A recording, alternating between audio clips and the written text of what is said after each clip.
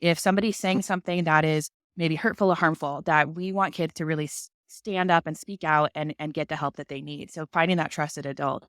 But it's also about using the tools to their advantage. We want them to be creators over consumers. And so we talk a lot about that in our lessons with the kids. You're listening to the smartsocial.com podcast. I'm your host, Josh Oakes. This is our District Talk segment where we interview district leaders to learn how they're keeping students safe on social media so those students can someday shine online. Now, let's get back to the interview.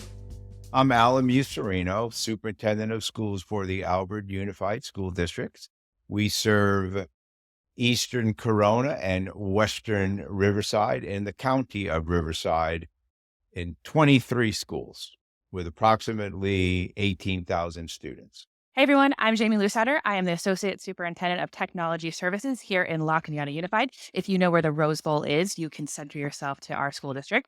We have just under 4,000 students, and we have 4 schools, 3 elementaries and a 712 high school and middle school campus. Hi, I'm April Grace, and I'm the superintendent of Shawnee Public Schools in Oklahoma. We're about 30 miles east of Oklahoma City. We've got about 3,500 students across 8 school sites. Excited to be here. How has the prevalence of technology in the classroom impacted student learning and engagement? Josh, I'm not all that sure that the promise of technology has actually been realized when I think back in my over 3 decades of leadership and education.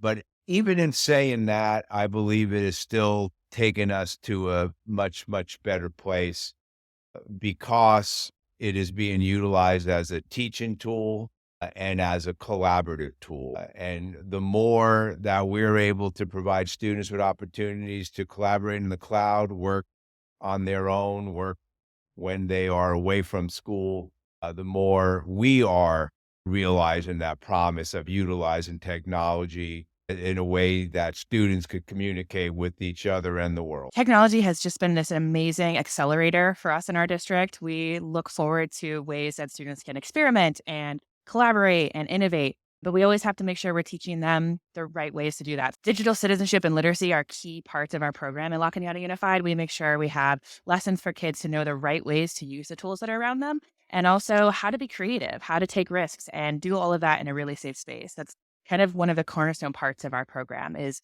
giving them the lessons as well as the tools. Well, technology in the classroom is doing a lot to enhance student engagement and learning. Really, when you look at it since COVID, we've done a lot, been able to, especially with high school students, get them involved in a different way. With our elementary students, I think teachers are more equipped with using technology as a resource and an enhancement tool. The next question I have for you is, how can school districts deal with social media issues that may originate on a social media app like TikTok, Snapchat, Instagram, in the interweb of the world, but then might create a very real problem on one of the school's campuses? And that creates a problem either that afternoon or Monday morning when we go back to school. What tips would you give to districts to make sure that the digital world doesn't create very real in-person problems on campus? Technology is the ultimate double-edged sword. So clearly we recognize that as much as it brings to education, it also brings with it some challenges. It's hard to not think about TikTok when you were giving your intro to this topic, because last year we had the devious licks and it was throughout the school year. The way we solve that problem is we use it as a means to teach our students how to effectively utilize social media. We communicate with our families quite a bit. I write a weekly newsletter to families, and I talk about devious licks. I talk about the damage that we've had at our schools when they were crushing restrooms or doing inappropriate touching and the impact that has. So it's really just about education.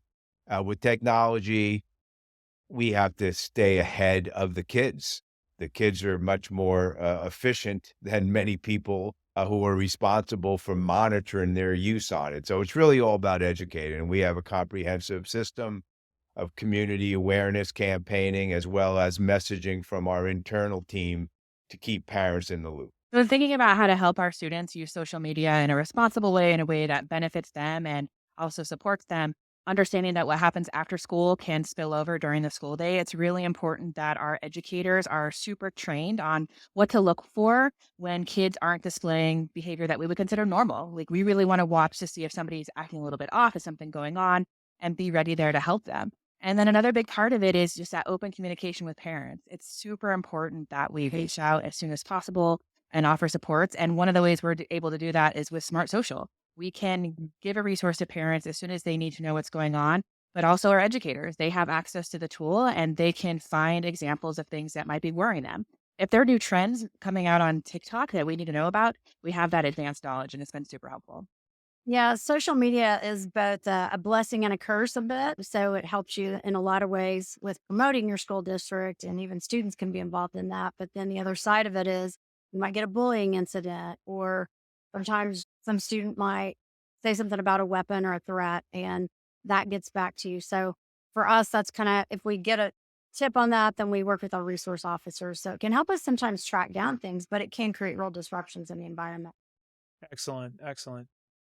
Can you provide some examples of how your students may have used their social media in a positive or productive way that may have benefited themselves or perhaps the community? Students are wonderful marketers. No one could market a school like kids. They're sending out great stuff that went on at their game or an event at their school or something they're involved with. So that is a constant positive related to social media.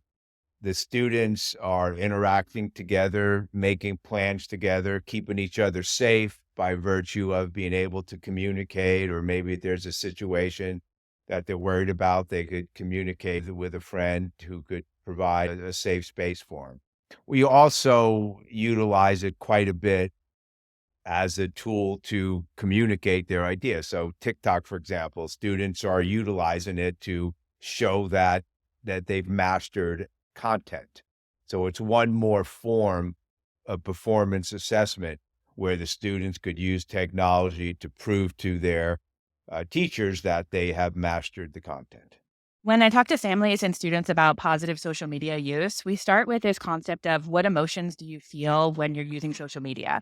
And sometimes it can be negative, sometimes it can be positive. And so we talk about, if you're going down that road where it doesn't feel as positive, then get help from a trusted adult. But there are really great ways that social media can benefit you in your future. So in our school, like, we like to offer opportunities for students to be creators. So we might tap into somebody that has great graphic design skills, and they can support a project at school. We had a multicultural fair a couple months ago, and we had students who really helped us design a social media post. So we show them that it's not just about the content that they're sharing with their friends, but it's about building community and building up places where you can make a change and help others. Our students do a lot of community service. And so, in the use of social media apps, they do a great job of promoting the district. Or if they're doing a blood drive, they might do a lot of promotion with that, and it reaches out into the community.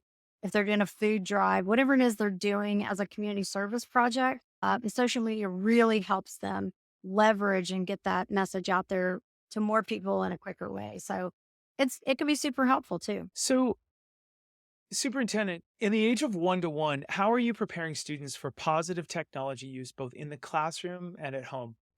Finding the balance between screen time, particularly for our littles, and responsible use in the interest of being much more efficient and leveraging technology for learning and communicating. We're always trying to find developmentally just what's that perfect balance.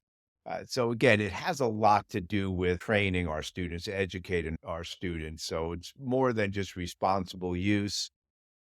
It has a lot to do with taking advantage of what it has to offer.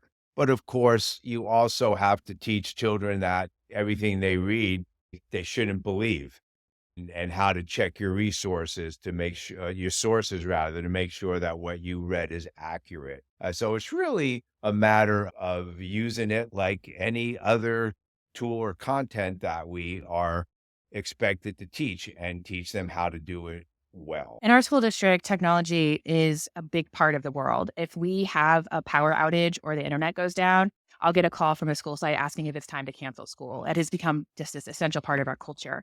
And with that, we want to make sure kids are doing the right things, that they know the correct way to behave online, how to take care of others.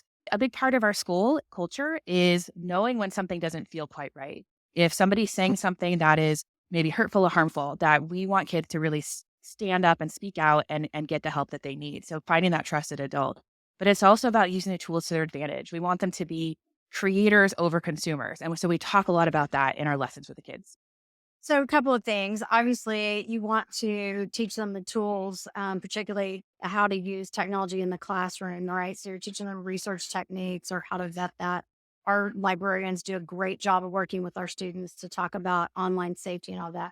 At home, you want to use it as an extension of the learning environment often.